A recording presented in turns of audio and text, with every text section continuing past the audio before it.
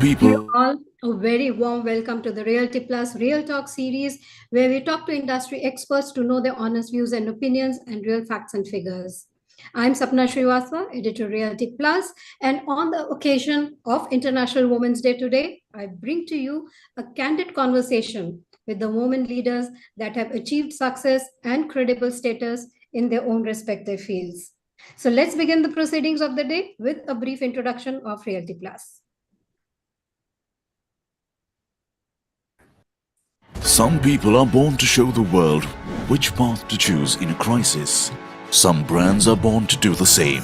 And during the times of challenge, the stalwarts of the Indian real estate industry have chosen to do just that. By showing others the way to finding opportunities even amidst a crisis. By showing the world how to go about delivering on promises even amidst adversity. Success doesn't just happen. It happens by design. By pushing the boundaries, by raising the path. It takes days to develop a vision and nights to make it a reality. Knowing that pictures are worth 1,000 words and that every word makes a difference. It's doing the research, trusting your instinct, and finishing what you started. For the past 19 years, Realty Plus has been turning obstacles into opportunities, keeping the industry informed on the latest developments.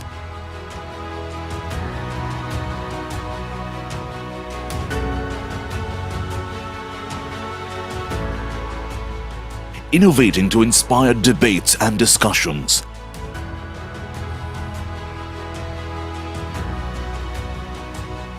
Bringing forth the perspectives of the industry leaders.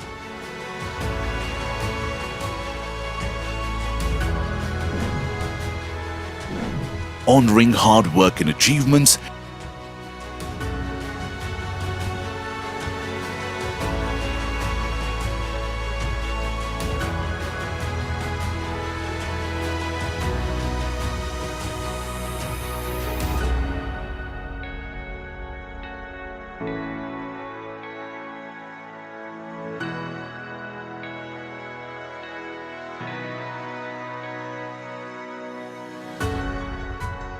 keeping the industry connected.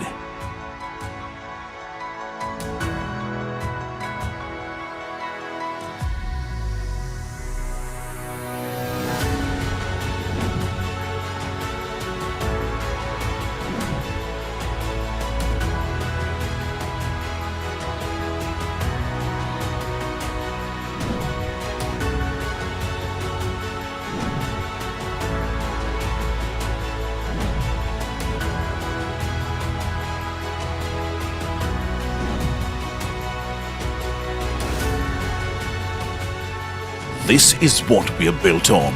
This is what we are building.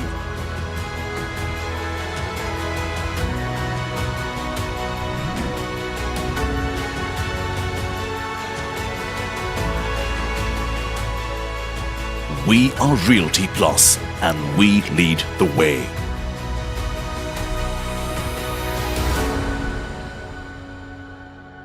So this was a brief snippet of what Realty Plus does and what are our latest initiatives. For those who are just getting associated with us, do get in touch with Ms. Tripti Kedia, publisher in business at Realty Plus, to know more about what Realty Plus is doing and is planning to do. Let me also inform you all, the session is being live streamed on the Realty Plus website, www.rprealtyplus.com, Realty Plus Facebook and Realty Plus LinkedIn page. So coming back to today's special edition of Realty Plus Real Talk, let's take forward the theme of this year's UN Women's Day, which is Invest in Women, Accelerate Progress. Time and again, industry reports, global research have suggested that firms with greater gender diversity among senior leadership perform better. But they have also pointed out the economic disparities between men and women, and not just in India, but globally. There is no denying that men and women are different physically, mentally, and emotionally, but that also means that they have their own unique sets of strengths and weaknesses. The question is, how do we utilize the strength of half of the population of India, which is the woman? So let me bring on the virtual stage of our the eminent speakers of today to shed light on why and how to invest in women and inspire inclusion. So let me bring on stage and welcome our speakers. Firstly, Anshu Sareen, CEO of 91 Springboard, a C-level travel and hospitality executive who has worked in hotel and airline industries in India. And as CEO of 91 Springboard, Anshu is dedicated to maximizing the company's success while prioritizing its best interests. Our next speaker, let me introduce Bhavna Bindra, Managing Director, India, Middle East, and Africa, the Lubrizol Corporation. With more than 20 years of experience in various roles, she's responsible for leading the India, Middle East, and Africa leadership team to deliver differential regional growth, as well as holding accountability for Pune Global Capability Center. Our next eminent speaker, Nidhi Marwa, Group Managing Director, South Asia and Middle East for the Executive Center, has a career that has spanned more than 25 years in the hospitality and premium real estate industry. She manages a large team across different regions, and from one woman army to an actual army, Nidhi has overseen the growth of the Executive Center in India, Sri Lanka, and most recently, the Middle East. Finally, our next speaker, Serena Menzies, Oberoi Realty's Head and VP of Brand Marketing and Corporate Communication, has seamlessly integrated brand building strategies and demand generation techniques, showcasing her exemplary leadership in prioritizing customer-centric operations. And she comes with 30 years of marketing excellence experience.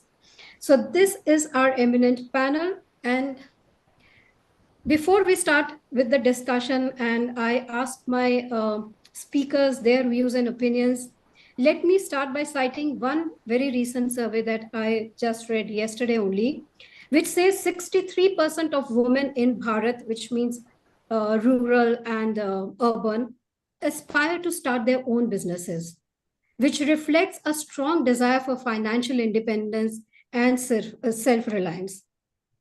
So from our speakers, I would like to know, given your professional and personal experience, how much do you agree? Is there that latent desire among women?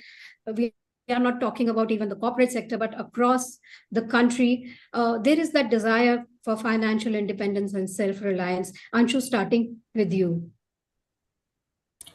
I think there is,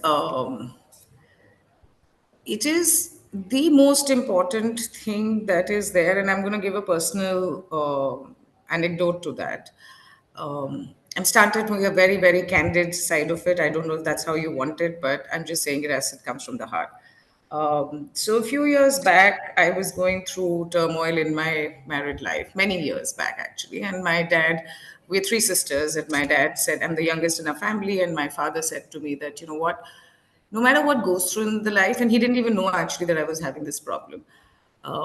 He says, just be financially independent. And he started off by saying things about, don't overspend on your cards. You should spend as much as you can earn, blah, blah, blah. But those words have always stuck with me because no matter how I've traversed in life, just the fact that I have always been financially independent has made a whole lot of a difference.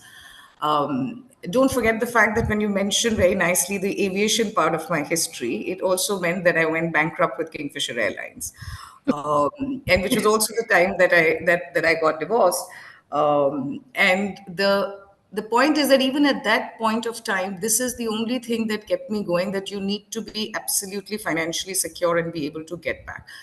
And if that confidence remains, then there is just a whole lot differently that you can approach the world and just yourself, because that gives you that worth and the capability of doing it. I see today in a lot of other forums that I'm a part of, where there is a whole lot of work. For example, this platform called Lakshmi, which a friend of mine has started, which do stuff for getting women to become financially independent. And they may have been savvy, they may not have been savvy, but just that financial independence just gives you the ability to be yourself. And I think that's really the point. It's not about breaking barriers, doing different things, being solo and all of that, but it just allows you to be yourself. That's true. I completely agree. Bhavna, what would you like to add to that? As Anshu said, it's not just about financial independence or just being yourself. It's much more than that. Yes, exactly. It's that was the only thing I would add, and Anshu very well explained with a lot of heart being talked about on that. I think it's a little beyond. So maybe we see a lot of this data on women in a certain income bracket taking more decisions relative to those at a lesser income bracket. So I may be financially independent, but in a household that traditionally in the patriarchal system has been used to, the male figure as driving the decisions, it seems it is natural that a woman which is at a much higher level of independence, just to talk monetarily, seems to have a bigger or louder say on decision making.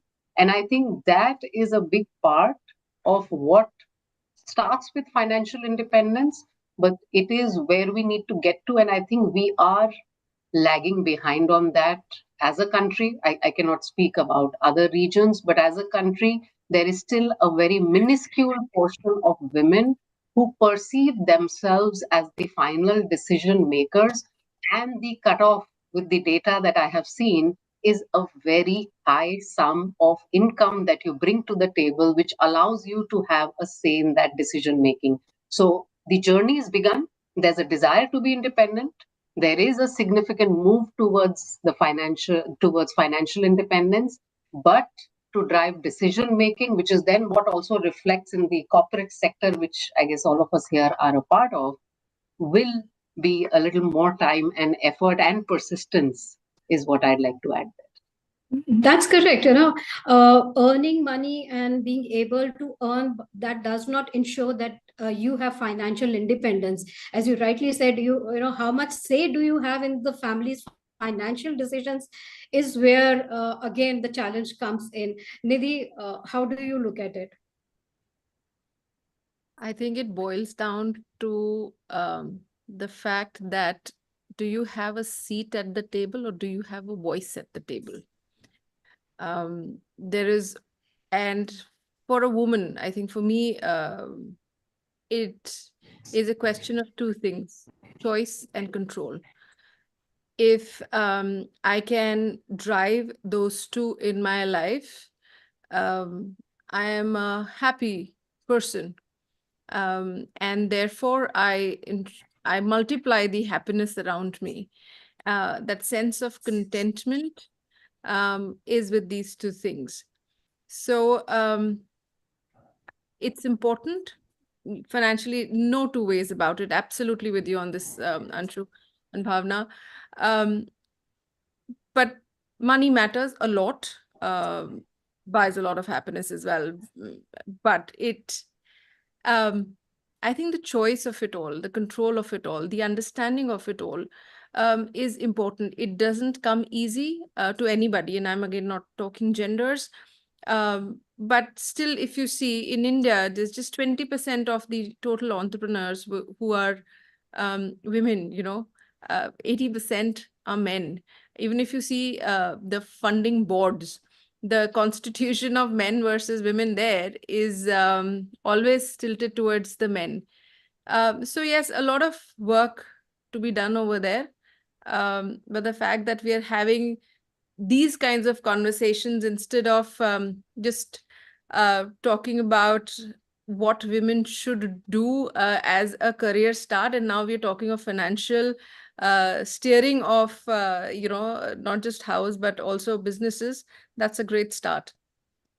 Right. I think we have come a long way. And as you said, our conversations have evolved. And very rightly put, choice and control. That is where, women, that is what women wants. So, Serena, your last words on that. Sure.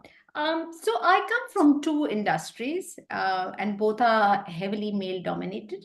That's the real estate and hospitality, which means we work with very young people.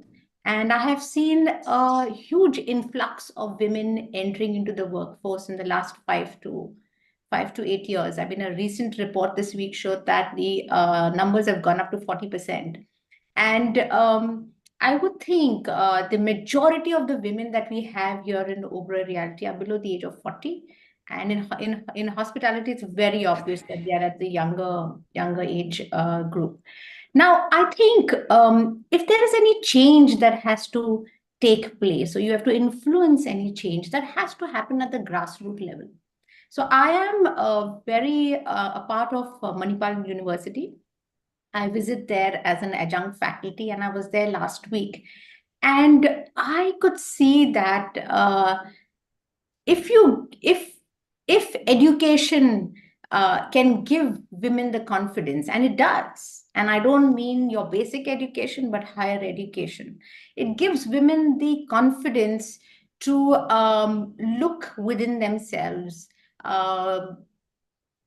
evaluate their strengths, evaluate their talents, wanting to make that difference, and it's easy for us to talk on these platforms, but I think it's very important for us to go to these grassroots platforms where the minds are being molded, they are being developed for the future, and encourage these young women to build a career for themselves and to stay in their careers and to be financially strong and work towards a career that would make them financially independent. So I see a lot of very talented women here at our workplace, but and they want to be independent, they want to be financially independent, they want to contribute to the household income, and I think that is something that we should definitely encourage, which will build their confidence into then taking up being independent and even take up leadership roles, where that's where we lose the girls. That's right. You rightly said. It is, at the educational level. That is where we have to start probably sensitizing them how it can make a difference. But the sad reality is also that, I come from an architectural background. Majority of the entire class is girls in an architectural school. But then hardly there are who have their own practices.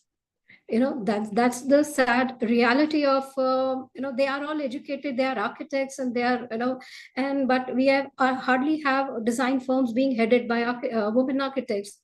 So that brings me to the next question, and again I will cite some figures that only 10% of Fortune 500 companies are led by women. Still better figures than last year, which was only 7 to 8%, and now we have grown another 2-3% to 10%, but still a minuscule number. And not to forget, many of them are family-led organizations. In India, as our speaker mentioned, that only 20% are women entrepreneurs, which means 80 men are the entrepreneurs, and only 20 women in comparison are women entrepreneurs. We do say, you need support at personal and professional level, but is there also a risk aversion among women to become an entrepreneur? Nidhi, let me take it from you. You are an entrepreneur. So do you think that women also need to get over that risk aversion factor or aspect? Do we really think that women are risk averse, or just our thoughts about them are? I mean, is that one of the factors that they like to stay safe and not take risk in terms of becoming an entrepreneur, because that involves that? Okay, so if you're talking biases, have you ever seen a man walk? I'm generalizing. Man walk into the kitchen and try his hand at making some very basic food. They're risk averse as well. It is just that we have allocated the outer world risks to them. And inside the home, where it is considered a safe haven, is where we think that here the woman can run the show.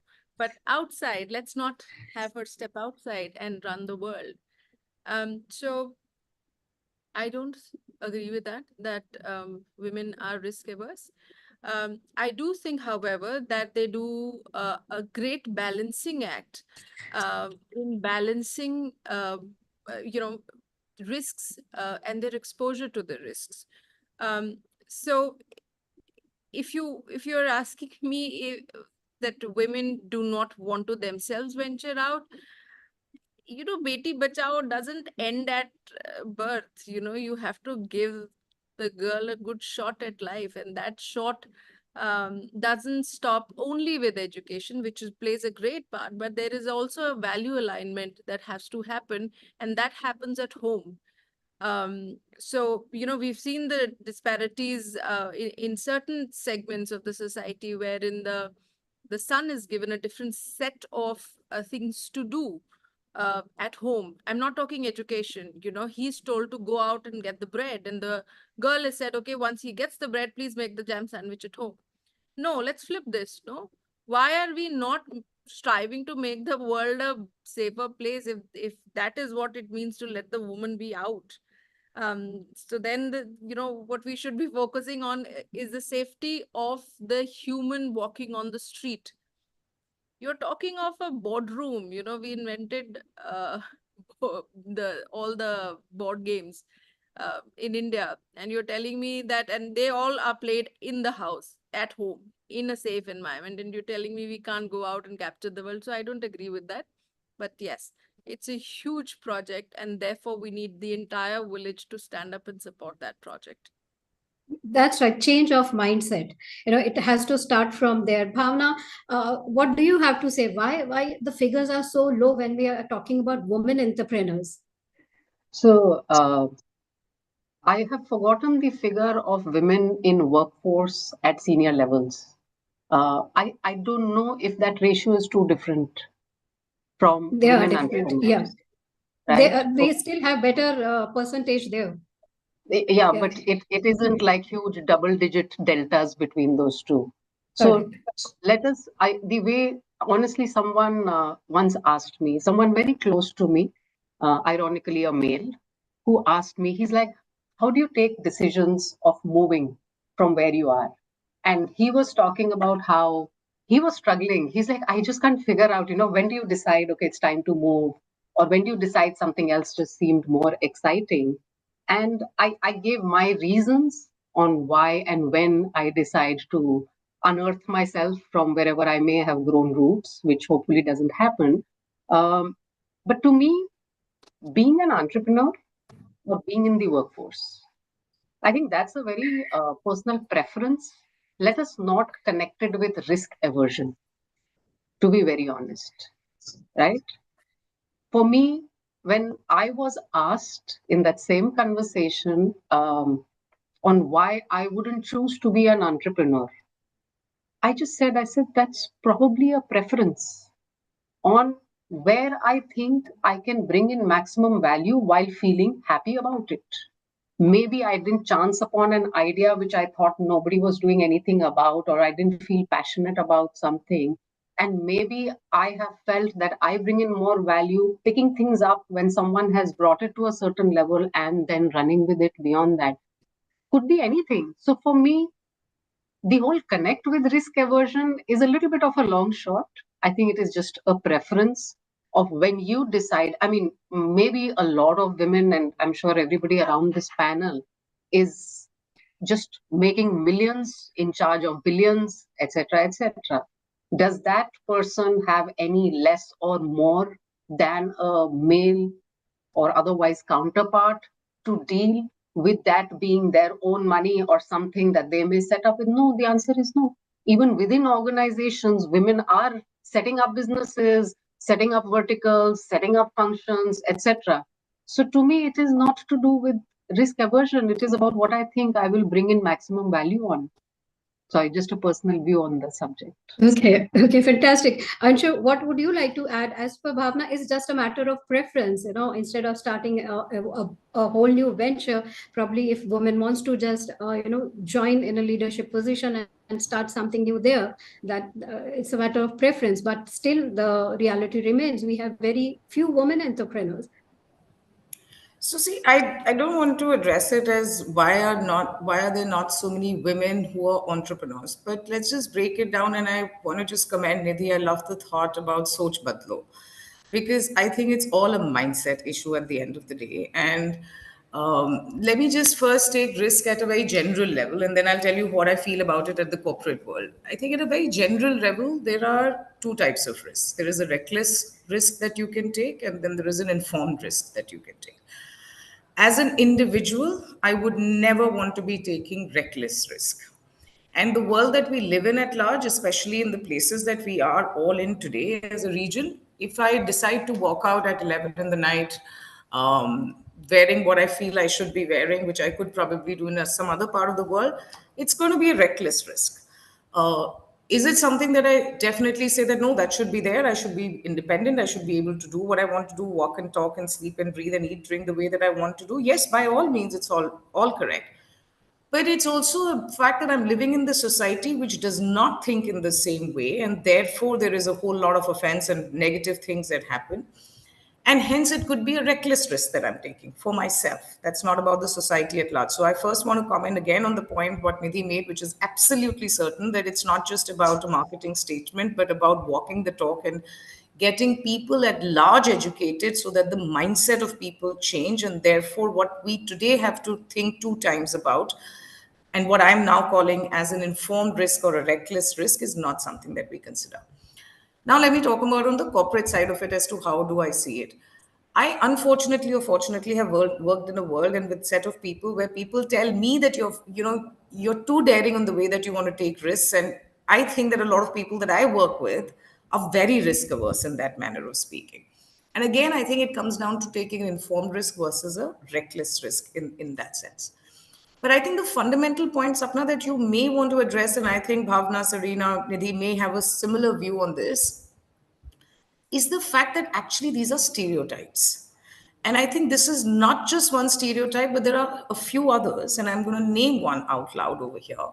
That if I am assertive in the manner I speak, in the way I dress, or in a manner I conduct a meeting, or I take a decision, that assertion, if it comes from a gender like ours, is then viewed to be dominating, is viewed to be that, oh, she's really bossy, oh, she doesn't have a good personal life, and therefore she's venting here, and so many other manifestations of it.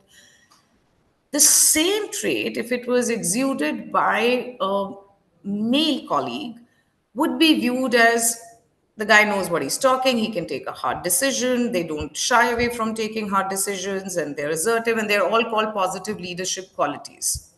To me, these are stereotypes. And I think these stereotypes, the more we dwell on them, the more we kind of are um, letting it be taking some importance. I think the probably to me what's more important is to quantify it or to see the manifestation of it and address those parts of it, because otherwise these stereotypes will continue in it. So risk aversion, domination, way of speaking, way of conducting yourself, taking hard decisions, all to me are these set of stereotypes.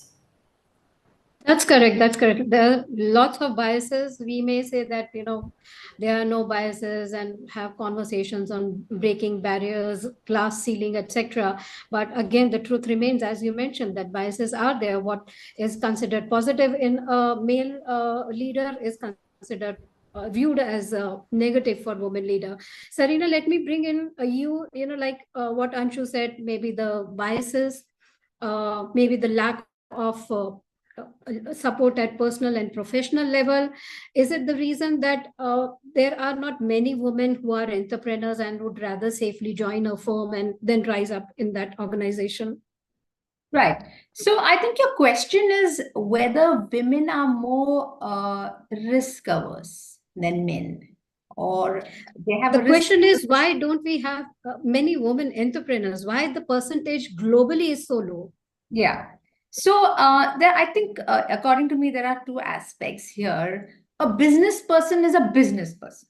If you have that desire to run a business, to start a business, and you have the talent and the quality and the tenacity to start a business, run a business, solicit for the funding and go with a very strong business proposition, then I think gender should not matter. Right? Then gender should definitely not matter, because it is the question of talent, it is the question of the tenacity, it is the question of the big idea that will make it. or the person making it with that big idea. So I think, like Anshu said, there are those biases and those stereotypes that would influence having that confidence in that woman, whether she would be able to run this business and take off this business. So I think that has to be overcome. And it is not something that only the woman has to do, but society at large has to change their mindset towards this. Having said that, it takes time to take a business off the ground. Okay. The businesses that you see today, even the new age businesses and the startups, have not started only last year or the year before that. It has taken some time for that business to take off, to make their mistakes, the initial mistakes, and then to become, to come to the fore, or for us to actually notice it as an upcoming or a rising business. So I think success and failure would, gender doesn't matter. Now, where the woman is concerned, like I said, it's got to do with confidence. It's got to do with your confidence to be, to have strong tenacity, to take the risk, to go and solicit for the business, to come up with a strong brand, business proposition. I think it takes a lot to build that for yourself. And I think it's just where business is concerned, you either have it in you or you don't have it in you. Having said that, you do run other people's businesses. I mean, we work in a corporate setup and we run somebody else's business. We use and we manage somebody else's money. There is risk there as well. But it all has to be evaluated, and there has to be a risk analysis that has to be done. And you have that support system in an organization or a company that would tell you, okay, you're doing the right thing, or this might be a good idea, or whatever. That similar kind of a support has to be provided to entrepreneurs as well, and especially if they're women. And I think my takeoff from this is that we don't need to take all these figures, on their face, because as Bhavna said, within an organization, they could be starting a fresh new enterprise or fresh new business vertical, as Serena also mentioned. It is the confidence with which they take it off, and it could be in any organization, set up organization, and they could be starting a new venture. And as Nidhi and Anshu mentioned, it's just the biases and the mindsets that need to change, that looking at women, that they are entrepreneurs in their own way, even if they are working within an organization or starting off with another organization. So fantastic. I think that kind of takes up that women are as much an entrepreneur whether they have their own venture or not. Let me bring, Sarina, you mentioned about startups. Now, again, India has the third largest startup ecosystem in the world. And again, they say only 18% startups are led by women. So again, and as Nidhi, you mentioned that funding boards are mostly, men dominated. So, and they have their own maybe vague reasons of not investing in a venture or a startup which is being led by a woman. Is that the reason that the startups have very few women founders? Or is it the networking, which probably men professionals have more? What is your take on that? Why, again, startups, where the challenge lies for women? Me or Bhavna? Who did you? Anyone, Nidhi, you can start. Okay. Thank you for that. So, somebody mentioned about glass ceilings. Glass ceilings are very, very solid for a woman. And, you would want to back somebody who you would know would stay on. I have felt it myself that when I've hired a young girl from college, at that time she's all ready to go and this and that, and suddenly she becomes marriageable age, and then she has to bear a child, and maybe she's not living in a joint family, and maybe for whatever reason she needs to quit. And it did cross, even as a woman, although I have been through it myself. Maybe I'm made differently, maybe I had a different ecosystem. Even as a woman, it crossed my mind that, my God, I've spent like hours nurturing her, years nurturing her, for her to just chuck up everything and walk off. And she told me that she feels she's happier when she's taking care of her kids. Now, I'm not taking away, I'm not a bad mother, by the way. I'm a very nice mother, but it comes to the fact that fine, each one to his own. But imagine then the the fun committee thinking that, oh, she's all raring to go right now, but what happens tomorrow, right? With a woman especially, there's a lot of more constraints, and therefore that ecosystem, when we are bolstering each other up and saying, okay, you can do it, whether that means flex working hours, whether it be some an office closer to home, whatever it makes it, but let's try and get the women to stay on, to hang on. And we are very good at that, right? But we just need to be given that little encouragement to say, look, go out, try that, I've got your back. Now, that could be the ecosystem back home, wherein the family is supporting. That could be an ecosystem in the office where, the lady can talk to others who've been in a similar situation.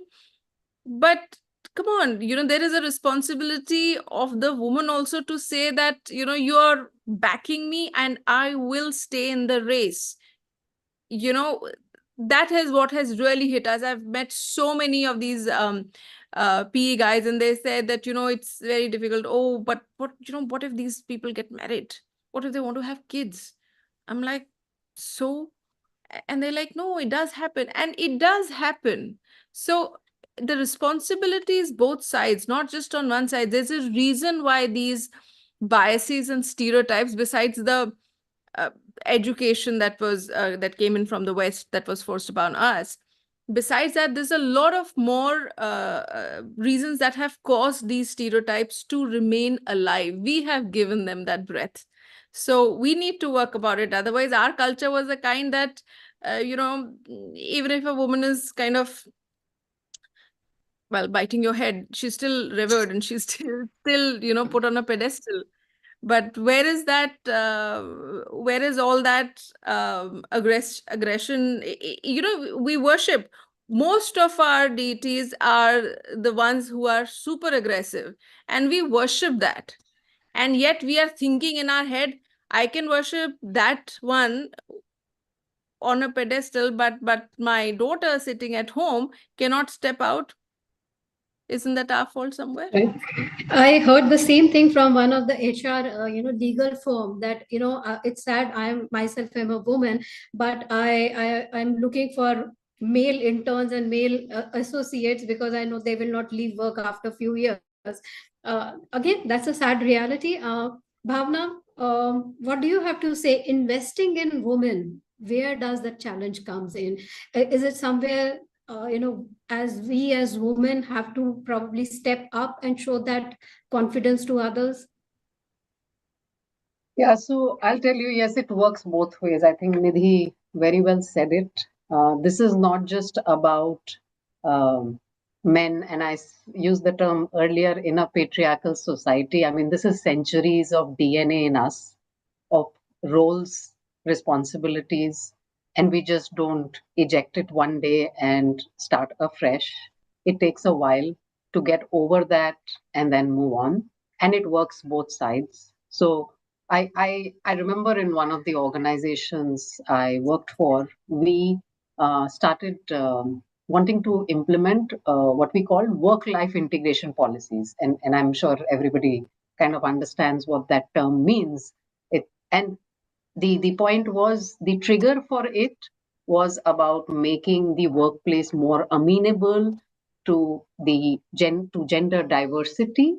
However, the only reason we got those policies imbibed in the organization, and I wouldn't even call them policies because they were not written down in stone. A lot of it depended and was influenced by the managers, which obviously, given that we were targeting gender diversity, meant we had majority men as managers. The only reason we were able to bring people on board on putting those in place was because we made them gender neutral. So whether it was about part-time work, whether it was about flexi hours, whether it was about taking time off when you needed to, and so on and so forth, we said this could be the need of the hour for anybody. And that's Right. how we got the men to imbibe these policies, because they realize, it's not always about childcare. It's always sometimes about elder care. And we do feel responsible, or at least most of us do feel responsible for elders, and anything happens. And you just need to stay back. Sometimes, even if there's no child around, maybe your spouse is too unwell for you to be somewhere, and you just need to be around. It's not like you're sitting by the bed trying to do something for him or her. So we kind of made this gender neutral. And that's how we started training the organization to accept that everybody has this need. Maybe we have seen it more with women than men. And so these requests may come to you more from women than men, but let's be amenable to that. Having That's said right. that, yeah, sorry, go ahead. Yeah, please go ahead. Now, having said that, we also need to be, and now I'm going to take this to the other, like a very divergent point, but I think a lot of times women can also treat some of this as an entitlement.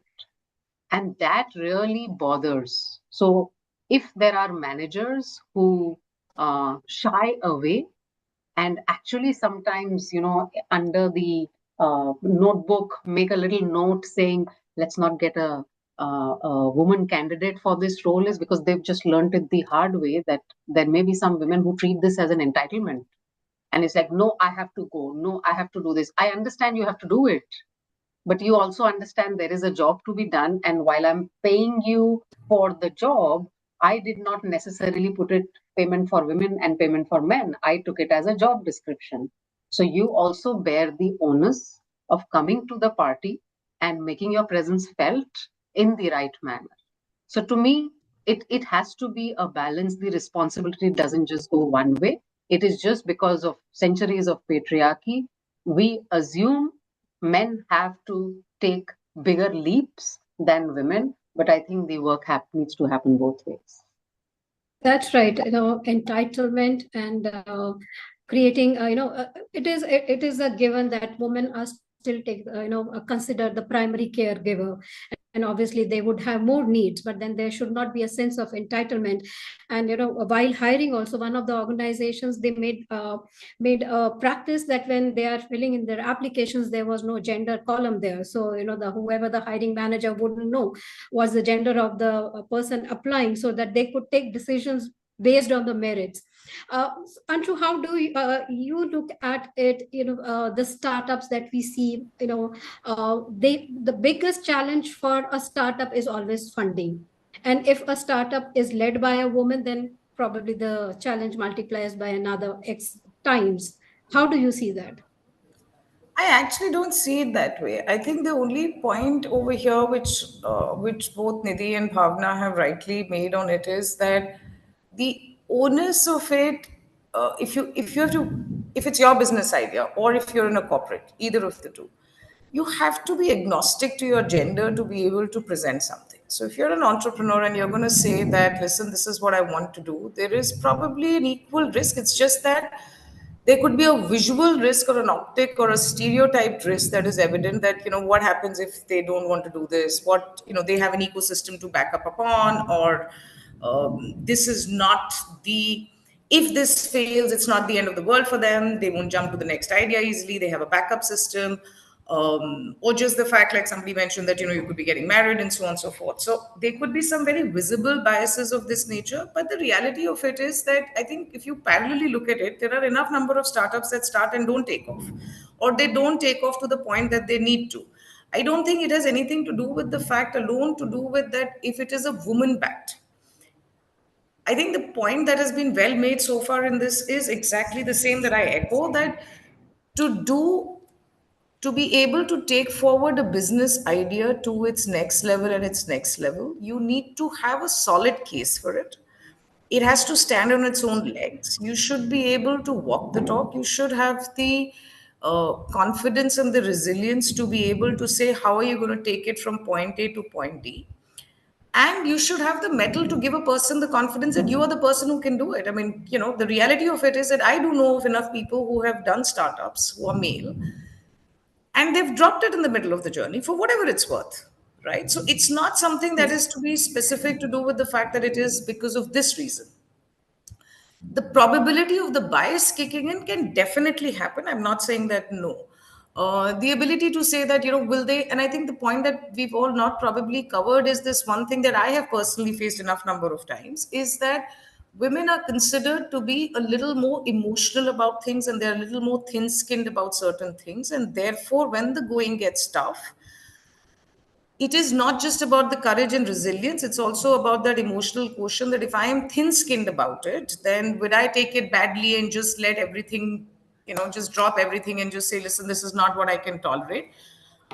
Personally speaking, yes, I think um, I am more emotional, but I also have developed a thick skin to not take a whole lot of stuff that comes my way. But there could be certain intrinsic or certain traits that are there, whether it is societal or it is just our personal upbringings that have reflected, or education, or the way that we have traversed through life. And that needs to stick out to be able to say that, will you be able to walk the talk? Is your case solid enough? Do you know what you're talking? Do you have the legs? Does it have its own merit? And then do you have the resilience to take it through? If there is a bias, and let's not, I mean, at least I say this often, I don't know how well this is going to be taken. The reality of life is that we live in this world where there are men and women. So when we say that we're going to go out to work tomorrow, the reality of it is that there is a male workforce. The reality of it is that that's what you're going to interact with. That's right. There's also a reality of it that there is a bias, there is a gender bias, right? So if I'm not going to be agnostic in the way of thinking and then address it, then I'm also constantly going to keep trying to fight something which I'm unilaterally fighting. I mean, respectfully, we have these conversations, but there is no male representation to say what does he feel about it. It because we'll all finish this and we'll go back into a workplace where we're going to be dealing with men, right? So the point I'm limited trying to make is that I think it, yes, there is a bias, but that bias exists in every sort of the industry. It exists in a walk of life. The That's fact is, right. there's going to be a male and women mix of the two. How do we take it forward to be able to say that, listen, yes, this is something that I'm going to be able to override this bias and get it through, also lies equally on us as much as the other person. I personally have not seen anybody say, no, I'm going to dump this idea. It is brilliant idea. It is a silver bullet to success. Everything that he or she is, that person is saying is correct. But you know what? I'm not going to take it through because I'm not. Like, even in a hidden way, I've not said that, no, I'm going to dump this idea because it's that. And I'm just going to take another second, or if you don't mind, to say another example, which has nothing to do with gender, but just to do with color of our skin. And I'm talking about two very close friends of mine. One is an Indian American and one is a Caucasian, so it's an American American. And they both were very successful corporate heads, and they left it at the ripe age of 55 to start their own business, which is like, oh my God, at 55, you're doing it, and blah, blah, blah. And I was meeting them the other day in the US, and these guys turned around and, they were going for this meeting to raise funds. And the the Indian American had done all the paperwork, had done all the heavy lifting on that, and they were literally rehearsing amongst themselves that who's going to say what and who's going to not say what. And it came down to it that he said, "Okay, you're the one who's going to be speaking this. You're the lead person. You're the chief executive officer. I'm the co-chief executive officer. I'm going to back it up." And I'm like, "Why? Like, this guy knows it better, this story, than you." And he says, "No, it's just bought easily. We need to get this work done. That's just the way it's bought. It's bias. It exists. This is how it It is, right?" is. So it can Yeah. exist in any place. And if they could figure out a hack to make it work for them, just putting it out over there, why not? That's a whole new conversation about, racial and the color Sorry. biases that we have. It's another, it's huge, and we will probably bring you together again again for that conversation. But as you rightly said, yes, biases are there. And as I mentioned when we started, that men and women are different. They are inherently different, and they have their unique sets of strengths and weaknesses. Like you said, emotionally, women are a little thin-skinned, but they have strength in terms of being very mentally strong when the going gets tough. Sarita, let me ask you, in the corporate world, and also before that, let me share, you mentioned about we should have had men here to know their view. I did happen to speak to a male HR, and his point of view was that, women are very modest about their achievements. When we as HR are probably looking at promotions and all, we see women are very modest when they are listing their achievements as compared to men. They will, hype it two, three times or 10 times. Women would underplay it. So women need to blow their trumpet if they really are, and have to be go-getter. That is where, women can learn from men how to blow their own trumpet. Serena, let me come to you. In the corporate world, again, if we see what is called as a proverbial broken rung, we have a lot of women at the entry level. As we go up, at the manager level, they become lesser, and then the figures say only 15% women in India are at the CXO level.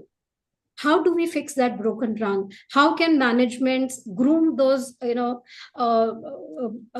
at the entry level to the mid manager level and then into the leadership? So this is definitely something that needs to be addressed and worked on, and I feel it will need a lot of work and attention.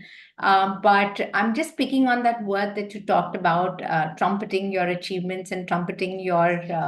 So there's as a marketer, there's a very nice kind of phrase for that, and it's called personal branding. And I think this is something that women do not do well. And simply because women don't like to brag as much as men like to brag. Okay. But I think there will be a time in your life, I mean, in a woman's career, and the sooner it is, it's better that you start working on your personal brand and your personal branding. You know who you are. You know what your capabilities are. You know what your talents are. And you know what you can bring to the business and the job. But does the world know that?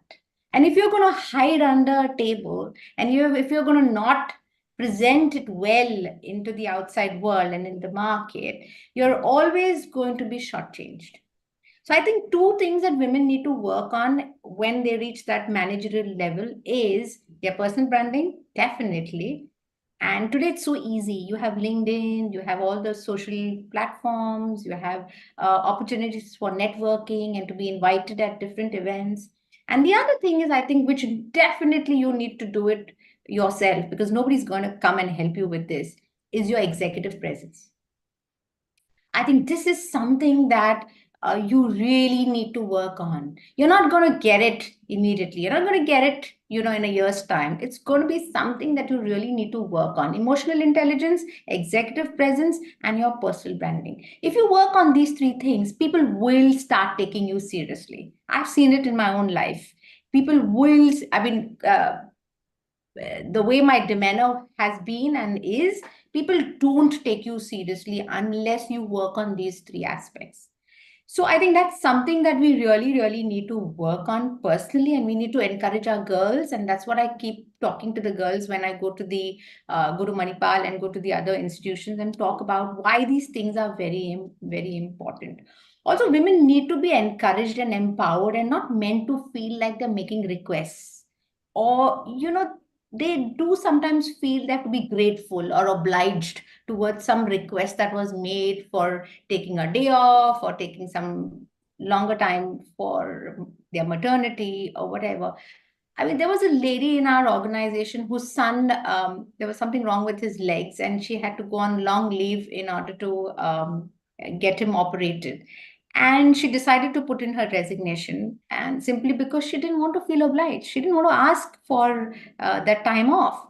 And simply because she got this appointment from this specialist after waiting for a very long time. And I went up to her and I said, just think about one thing before doing that. I said, if there was a man who had to take this stand instead of you, how would he have made this request? What would his decision be? And she really thought about it. Her department head supported her, and she had just joined us. Okay, mind you, she just joined us 3 months prior, and she was a very talented landscape architect, the best I think you would get in Mumbai. They acceded to her request, and they gave her about 8 months off, and they took her back. I mean, the job was waiting for her when she came back. So I think if you don't ask, you will never Yes. receive. If you don't work on your personal branding, if you don't work on your executive presence, nobody else can do this for you. You may have the government laws, you may have posh, you may have a great boss, you may do whatever you want, equity and gender neutrality. But if you don't stand up for what you think you're good at, and you can bring to the table, and you can fight for it, I think nobody else can help you if you don't help yourself. That's right. I think very nicely put. Women have to stand up for themselves. No one else is going to do it for you. And the challenges we have Yeah, to but agree the challenge nicely. But nicely. nicely. I do also Like, see women yes, who get as very Bhavna said, aggressive and don't who, have that sense of I am not entitlement. for women's lib and, this whole women cheesy thing. You have to do it nicely. You have to present your case well. You have to Yes, be, yes. they have to take you seriously rather than look at you as a troublemaker or an aggressive one. Correct. So don't feel like us it is an obligation, but don't also have a sense of entitlement, like Bhavna said. So before we close, now I have to ask you all. You are the women leaders, as I mentioned, in your own rights. You've been there, done that. One challenge, one learning, and your success mantra. Anshu, starting from you. Although you initially did mention your challenges, but that one top challenge, one top learning, and your success mantra that you would like to share with us. So I think the challenge in the situation to me has only been when I've suddenly been discovered that, oh my God, this was a gender based issue that you were facing. And I actually never thought of it as a gender based issue then until I was like knocked on my head and said that, listen, you duffer, this is because of your gender. And it's probably because I've always believed in a very gender agnostic thought process. Uh, so there was a challenge which I never thought was a challenge. I thought it was a general life challenge, but it actually was because it was a gender. And like an ass that I am, pardon the language, I actually went up to this person who posed this challenge to me, and I said, oh, if there was a man in this place, what would you have done? And he looked at me and he didn't know how to answer that question. The deal never happened.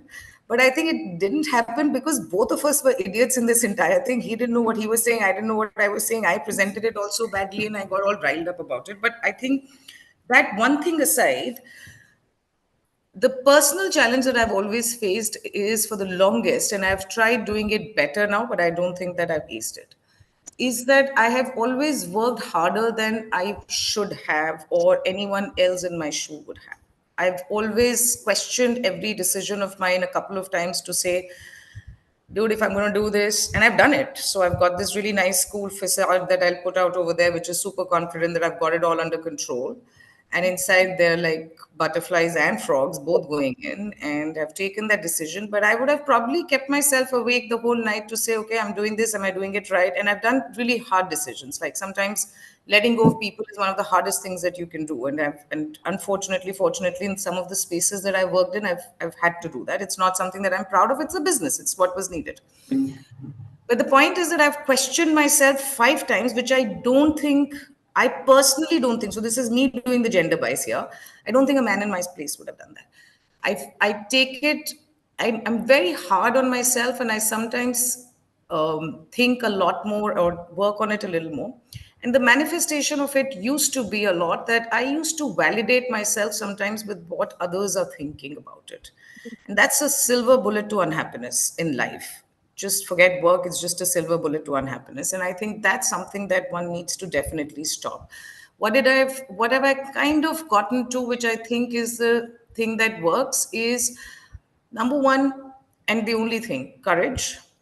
Number two, resilience. And third, grace. I think if you've got these three as your friends, you've got yourself sorted in life. So between these three, I don't think I'm very good with grace, but I think I manage with the other two a little, and I get Okay. by. Courage, resilience, grace. Success mantra from Anshu. Bhavna, what had been your one challenge that you remember, your learning from that, and your success mantra that you will share? Okay, all right. In that order, try to remember it. Challenge, walk into a public sector or a government office years ago with one of my team members, and the officer I was there to meet just had a very difficult time even looking me in the eye in the conversation. And that kept derailing me. It's almost like if I'm looking at you here and speaking, and you are looking there because you are addressing my colleague for every question that I ask you. And I shared this with my team just yesterday. It can be very derailing because you're like, what's with you? I mean, why can't you just talk to me? It's Why it's do you as if find it you so don't difficult? exist there, yeah. Exactly. I mean, it's almost like, yeah, I heard your question and now I'm going to answer to the individual next to you. And the individual next to you is someone who reports to you. I remember the gentleman very fondly. He was like in his mid 50s. And when we came out of the meeting, he couldn't have enough of acknowledging how awkward he felt that his manager, who was the vice president, wasn't being looked at and responded to and almost being ignored in the conversation. And that I realized was what happens when you just haven't come across enough people who are very different from you and you cannot absorb it. You try to not distract yourself, and hence you look for this comfort zone, which in this case was this other individual next to me.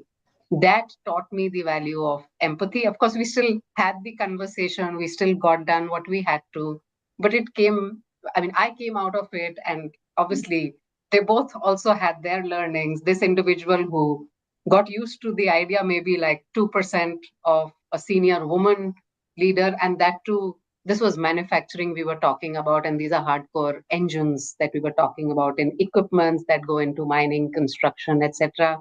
And here was I as a leader representing the company on that. So to me, the value of empathy with this individual and many more was something that I learned that, hey, just the way maybe it was a first for you. So, as a non engineer, I learned engines when I first walked into this organization.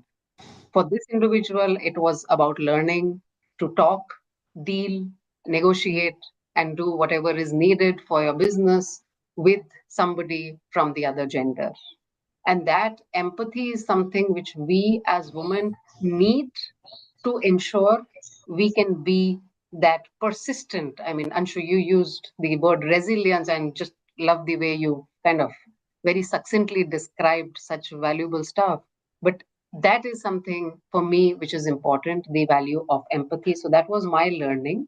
And of course, I think from a success mantra perspective, I would say a couple of things. One is don't wear your gender on your collar. You know, you be a professional. Somewhere down the road, people will start dealing with you as that, and not like you are a woman leader. No, I am a leader. It is like someone told me, oh, you know, you are among the best women leaders. They thought they were giving a compliment, and I took it so hard.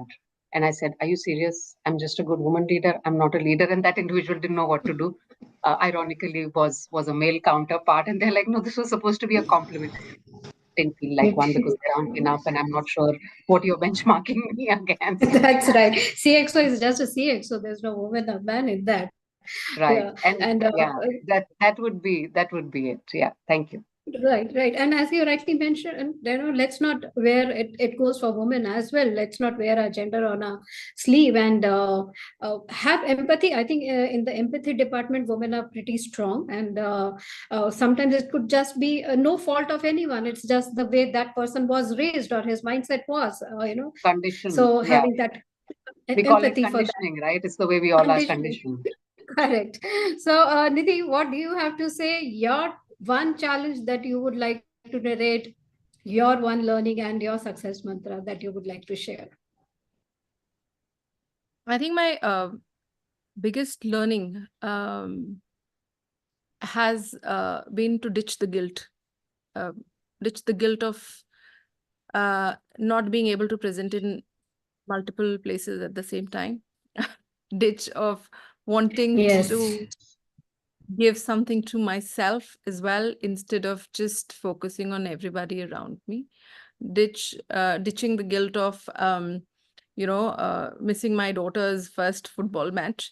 It did still hurts me, but yeah, but I think it's important for us to ditch that for ourselves and celebrate ourselves as well. Um, and like Anshu did put it, but grateful for the highs and graceful in the lows is something we really need to um, push across.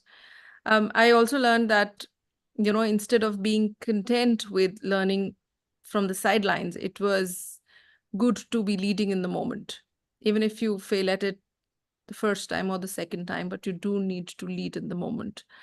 Um, and this conversation that we are having today, because I have two daughters, I make sure that this is not a conversation or a cause that I take only for one day and deliberate only one day and pause the rest of the year. I very, very consciously, whether it be with my friends or my lady colleagues, and with my male colleagues as well, I make sure that I keep reiterating the message that it's an equal opportunity for all. And because I have reached where I have, uh, by being an equal opportunity offender, it has to be passed on. The baton has to go on. The opportunity has to be passed around. And yes, a little more effort has to be made to bring up the women, because of the kind of world that we live in, because it's factual. So yes, I would just say that my biggest challenge has been trying to have this conversation through the year on year. That's right. I think you're very correct. It's just not one day that we should be talking about these challenges or conditioning or potential and achievements of women, but it's an ongoing. And what better way to groom the next generation but by setting up your own example in front of them? Maybe kudos to you for that. Sarina, let me come to you again. Your last word. What has been your one top challenge that you still remember, your learning and your success mantra that you have adopted in your life? Yeah. So having said all this, and there's a lot of work to do. There's lots of work to do. It is a man's world. Okay, it is. There's a lot to do to make it equitable and to make it, for us to complement each other and work together. I have been shouted at in front of people. I've had things thrown at me. There was no posh in those days. There have been so many challenges that we faced in the 90s when we started our career. But I've always followed this principle that one man's opinion doesn't charter the course of my life. If it is not something that is something that I can take on board, I just walk away from those situations, and I don't allow it to affect me. And I say this to my team, and I say it to the girls that I speak to as well. I said, there are so many distractions around for us, especially as women. There'll be so many things happening in your company, in your department, in your role, in the projects that you do. But don't give up. Stay focused. Remember and keep in mind that you're there for a purpose. You're there to learn. You're there to add value. You're there to contribute. Stay focused. Don't get discouraged and affected by the distractions that happen around you. And I think that has helped me to stay the course. That has helped me not to give up and not to be affected, and understand that one person's opinion really doesn't charter the course of my life. And I think, I'll stand strong with that. That's right. I think you very well put it. It's a marathon and not a sprint race. So, we just need to stay focused, need to be there, and probably take each day as it comes. Of course, as you said, yes, challenges remain. We cannot shy away with that. There's long way to go. But as all our women leaders here have put it, it's been a wonderful conversation. And indeed, heartening to know that the scenario for women, as everyone agrees here, for women professional is changing, maybe very slowly, maybe gradually, but at least we are in the right direction. So that's a good part. Many companies in India and globally have intensified their search for senior women professionals to improve diversity at CXO level. Maybe it is driven by corporate or government mandates, or maybe just for improved staff retention, but at least something is happening, and all's well that ends well. But one has to read between the lines, I would say, and understand, as Bhavna also mentioned, that selection criteria has to be merit and not just the diversity factor. And in fact, because women also want not only gender parity, but gender equality. And with that, we come to the fantastic end of this conclave. Thanks to the awesome audience also for being here with us today. And thank you all our eminent speakers for making this edition of Realty Plus Real Talk so enriching, interesting, and not to mention very inspiring. I'm confident that we have many more such inspirational women professionals among us. These were just the few. So all out there, join us for the upcoming third edition of Realty Plus Women Icon Conclave and Awards, which is scheduled in May, and the nominations are currently on for those awards. And we will love to felicitate and recognize your accomplishments. The contact details will be there in the last slide, but I would like to leave you all with one lasting thought. As Serena just mentioned, feminism is not a bad word, but it is also not about getting a favorable treatment. All that women are asking for is getting a level playing field. And if they don't give you a seat at the table, bring your own chair. That's what I say. So thank you all for this wonderful evening, and have a great weekend ahead, everyone. Thanks, Nidhi. Thanks, Bhavna. Thanks, Anshu. And thanks, Arina, for being here and for that wonderful conversation. We will continue talking on this. Thank you, everyone. Thank you. Thank you. Bye bye.